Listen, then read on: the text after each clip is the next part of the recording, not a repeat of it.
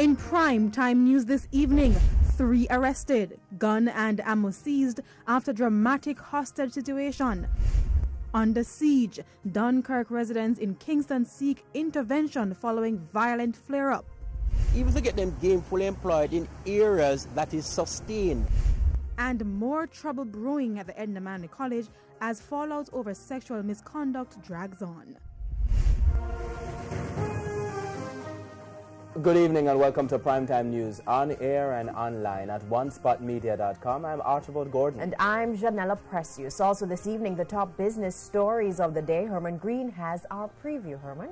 Thanks, Janella. Well, Brexit is still the center of heated debates in the UK. But while Britain continues to debate, one Jamaican manufacturer says they are prepared for the opportunities Brexit will bring. I'll have that and other stories later in the business day. And from business, we go to sports. Spencer Darlington, what's happening? Thank you very much, Archie. Well, we now know the dates for the anti-doping disciplinary hearing for young sprinter Brianna Williams. We'll give you the details in Primetime Sports later.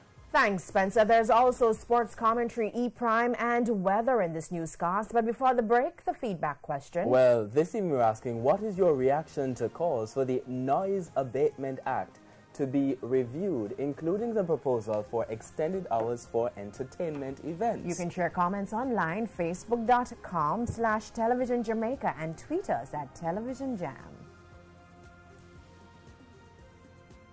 Please stay with us. Primetime News returns right after this break.